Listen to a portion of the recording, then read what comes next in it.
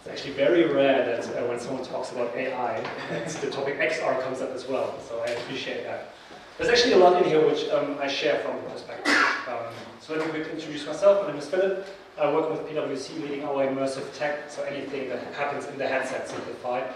Our immersive tech advisory at PWC Switzerland. Let's start with the least innovative slide I'm having today. The headsets, AR or VR headsets. First, I want to have an impression from your perspective. Who says you like them? You like headsets? I expected that. No one likes VR headsets.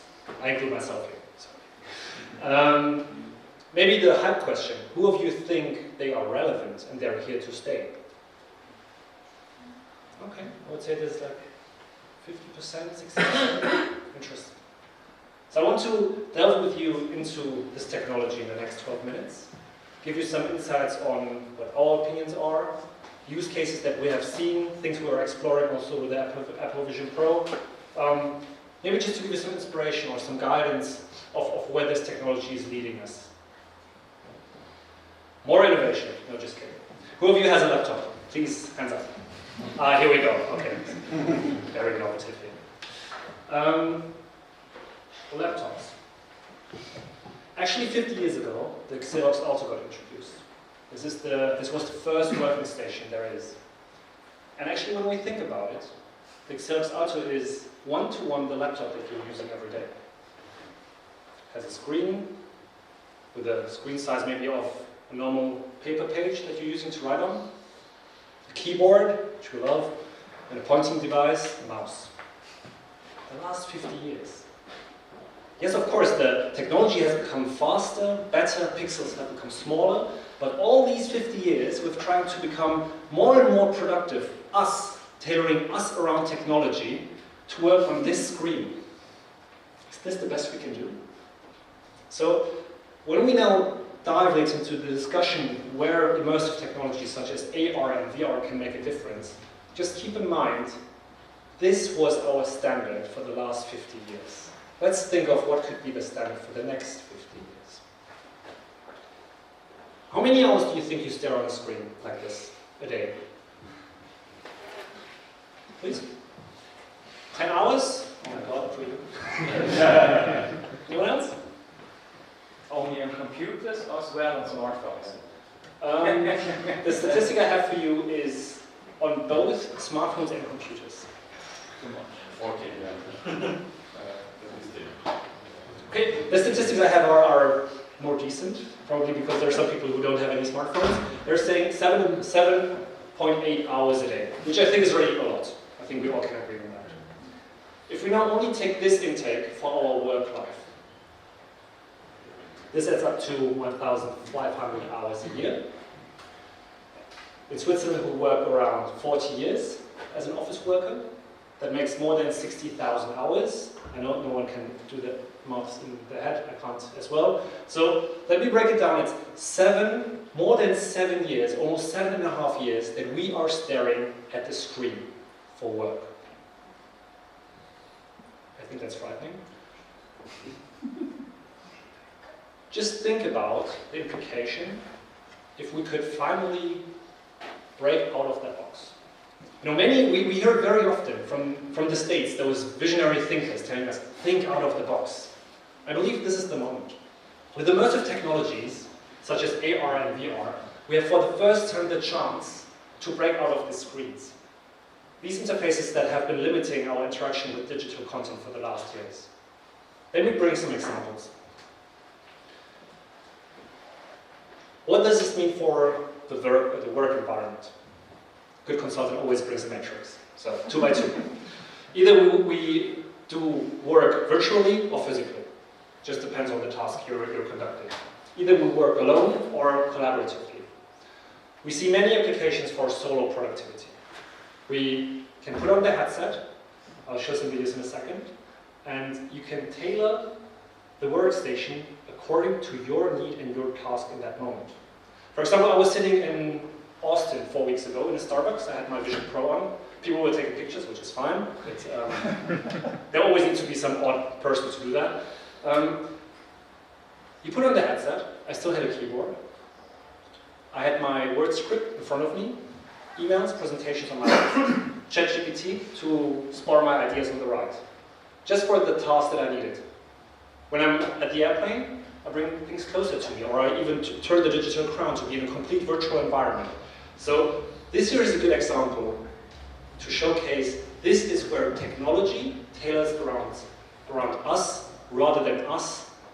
And probably you've seen that in the train or in the plane, tailoring around technology. Collaboration. I also have a video in a minute where we conducted a scaled agile project with the German government, where we rolled out 80 headsets and we collaborated. We said, you know, especially during COVID times, why should everyone fly or take the train to Hanover, sit together just to meet and plan something on a board? Why wouldn't we just do this in 2 dimensions via a Skype call, which is horrible because I don't want to take in any video conferencing tool. Why don't we do this 3-dimensional? With all the flexibilities, rather than just always having the same video conferencing room, we can just tailor a virtual reality room to our needs, depending on what kind of meeting it is. When we talk about physical value creation, we have a lot of use cases when it comes to building information modeling, displaying or seeing what simply cannot be seen. You can put on the headset and see where the pipes are, electricity grids. For example, biopharmaceutical is using building information modeling on their manufacturing plants when they're building their new houses, their new laboratories, to see where all the pipes need to be. And that's how they reduce, for example, defects or misplannings. And then, of course, there could also be physical collaborations. Examples include doctors, healthcare professionals. Let me show you first a video, let's have a look if the sound works, of the project in Lower Saxony. Okay, the sound doesn't work, it's no problem.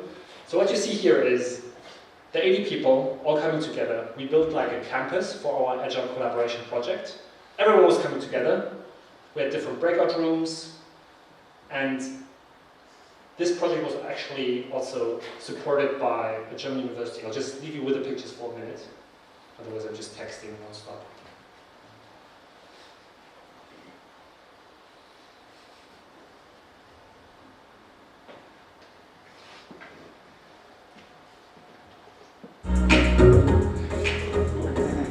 Much cooler.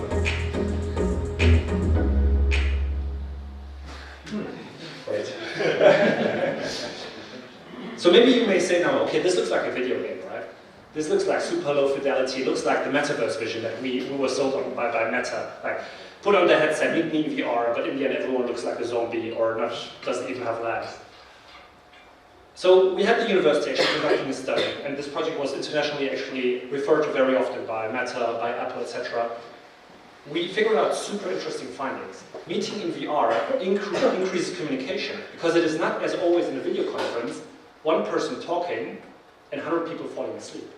It was rather, I'm talking and you want to have a breakout, no problem. The 2 of you, you go here, you make a breakout zone, you can talk yourself.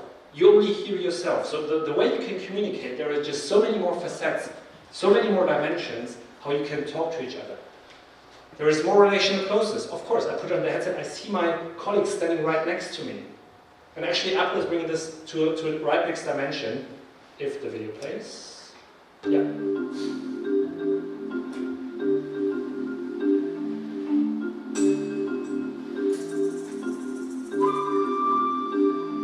Love the music.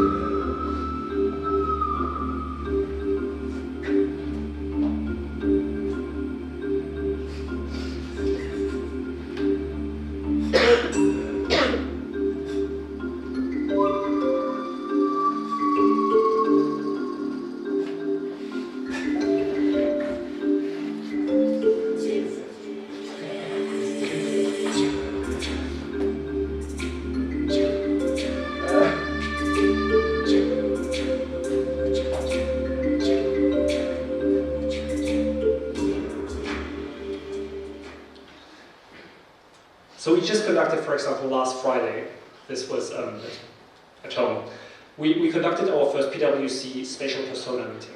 And probably you see, so there are 2 years of development in between the first video I just showed you with the German government that we conducted, and this year is now a way how we do an internal workshop. And it is, really, it is unbelievable. And when I'm talking about immersive technologies, I know I can talk a lot, I can show enthusiasm, I can show you videos, pictures, I'm a consultant, I can build you brilliant slides, but you need to try out the headset. Seeing is believing when it comes to immersive technologies. And maybe you could see it in the videos, the way you can see mimics. Obviously, you could see we have fun as well. This technology is coming, and that's why I also highly support what you, Chris, just said earlier. It is going to be the convergence between not only immersive technologies going themselves or AI going itself, it's going to be the convergence of several emerging technologies. I'll just skip this one because I'm stealing too much time. There is, maybe just a very quick one, there's a framework, the DICES model. So whenever you're saying, okay, great, there's some crazy people running around in headsets, what's in it for me?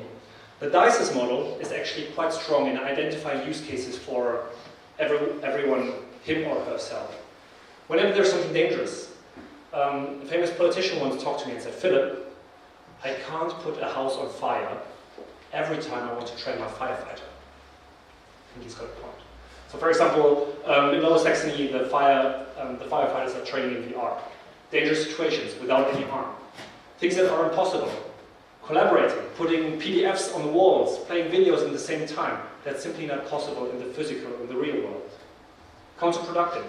Vodafone is doing sales trainings, putting salespeople into the headset, into highly counterproductive situations where someone is approaching them and saying, what the hell did you just sell me? I want to have my money back. And I'd rather have this in VR rather than experiencing this in a live situation. Expensive, I think that makes total sense. Lufthansa, for example, has their trainings for flight attendants. Rather than flying everyone or bringing them by train to Frankfurt, they have decentral VR trainings. In social cases, we just saw them. All right, just an outlook, and I will keep it quick because I believe we've seen something similar. Today we're talking about headsets. Tomorrow we're talking about glasses. We'll be then talking about lenses at some point. And most likely at some point we'll be talking about BCI, brain-computer interfaces, or neural interfaces. And my core message, I know this part at the very right side is highly frightening. And I mean, there's still a lot of time, not for me, apparently. Still a lot of time until we're reaching that point, but please we need to realize this technology is here to stay, and it is changing how we in the end work. It is truly going to be a point where it's going to be a human-centered and technology-driven productivity rather than the other way around, what is at the moment. So I'm finishing just with an open question. I mean, you most likely all know this curve, the adoption curve with innovators, early adopters, early majority, late majority, and the laggards. You can ask Nokia about it in case you don't know it. And we can't be an innovator for every technology. That's simply not possible. But if you want to be at the first half, an innovator or part of the early majority or early adopters, you need to understand all these technologies already today, AI and XR. So you just need to ask yourself, where do you want to be on this adoption curve? Thank you.